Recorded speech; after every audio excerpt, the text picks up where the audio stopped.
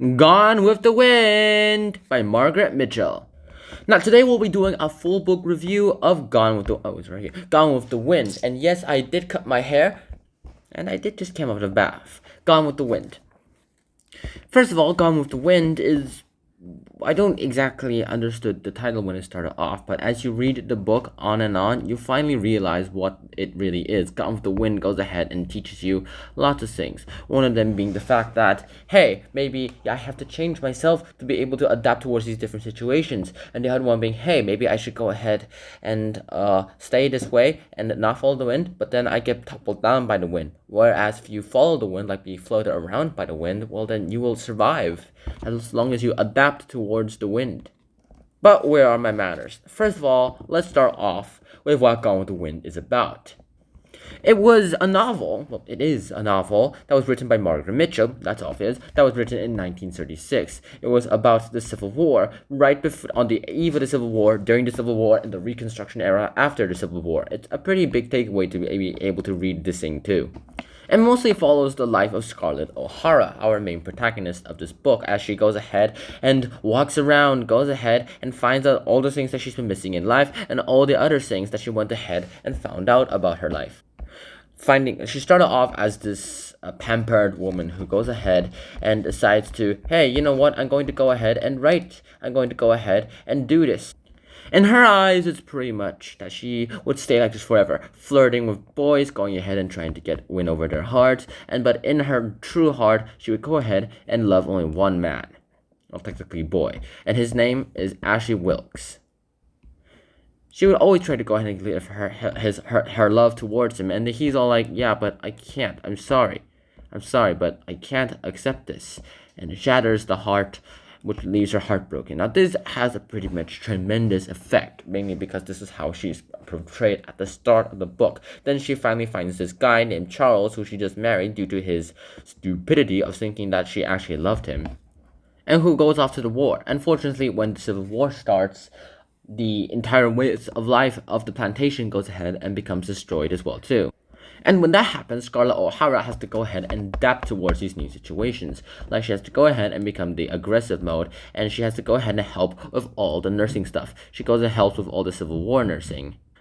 Well, she has to see a bunch of men that are missing some body parts. Like, some people are missing an arm, some people are missing part of a leg, some people are missing the leg entirely, some people are, like, missing several limbs, in fact. And other people are just plain unlucky and are like, yeah, I have no normal limbs. That's what happens to me. And she gets sick and tired of it. And from then on, she goes ahead and starts growing gradually into this aggressive mode, trying to go ahead and appease with her life and trying to keep the upkeep of Tara and trying to keep her life all in shape. She has to give up flirting men because now she's a widow. Charles died in the war, not due to fighting, but due to disease. Oh my goodness, he didn't even last a month. He did last a few months, but he didn't even last like the early stages of the year. She did, however, get pregnant with his child and bore out his child as well too, who she didn't exactly enjoy the most. She wanted to go ahead and get rid of it, but then she realized that she couldn't get rid of it. It was her own kid. You can't get rid of your own kid. It's just messed up. And so she decided to just keep it and keep it raised. Her second marriage was a bit more successful. This time she went ahead and went for financial stability, and this was towards Frank. And Frank was all like, yeah, I'm an old man, and I want to marry your sister. Why am I drawing in red? I'm an old man, and I want to marry your sister. But then Scarlett's are like, hell no, she does not deserve this dude. And then she goes ahead and promptly tells him, yeah, she does not want to marry you. Lie. Sorry about that. Oh, really? Then I'll marry you. Sorry about that. And then he realizes, and she gives her money towards the upkeep of Tara, and they finally get to be able to pay their bills and to help run the store. And she's all like, yeah, I'm content. You might be content with going ahead and living in the store for years on end until you die. But I'm not. I need a good source of income. You need to go ahead and get these debts paid back right now so you can get the money you are owed. But no one has money. That might be true, but you have to try to go ahead and get all that money. Fine, and then he promptly dies after she goes ahead and gets a sawmill. Not before she gets a sawmill, though. Then he dies after he realizes how much his wife is way better at doing business than him.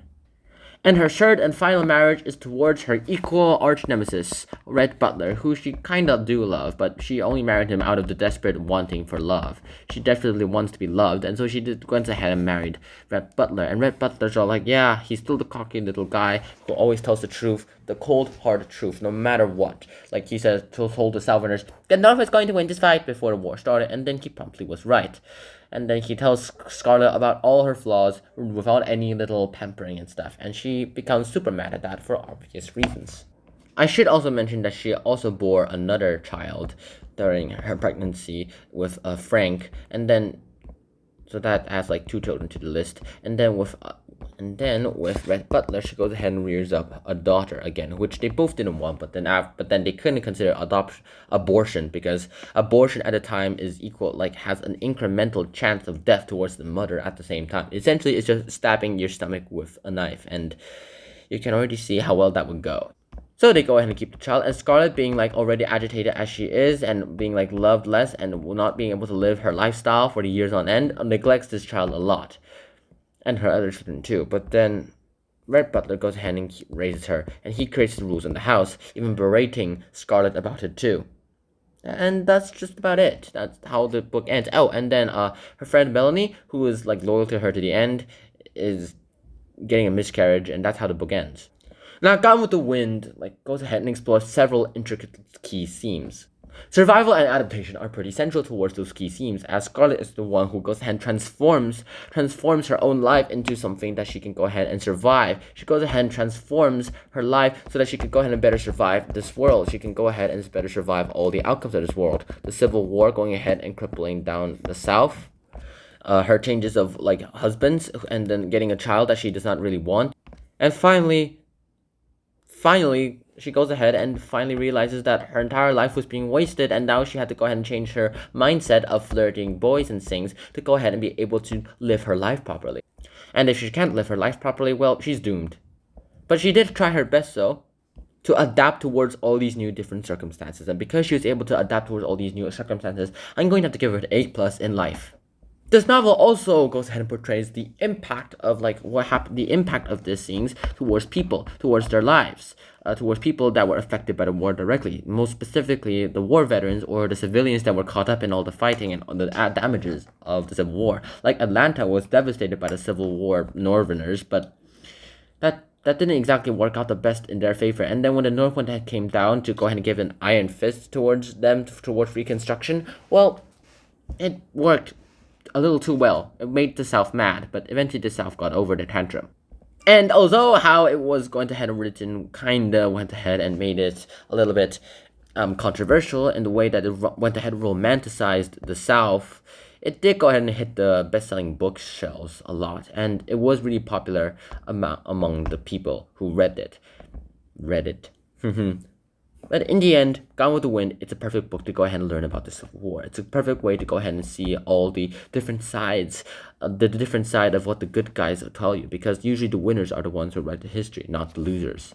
And the winners are usually the ones who also go ahead and write down your beliefs. So, you can't complain, but that's just how life is. In conclusion, Gone with the Wind, it's perfect. It goes ahead and unites everyone around the world into all these different kind of factions. It goes ahead and teaches you about how this life works, and it goes ahead and even teaches you on how you live, how these guys live their life, and how people back then, about a century ago, when this book was written, the Civil War was 18-something. It would even go ahead and explore the survival and the pivotal moments in Gone with the Wind during that Civil War. And I really hope you guys would read this book, mainly not just the plot, but how perfect it is. So I hope you guys enjoyed this episode. Until next time, Shihan out, peace. Bye bye.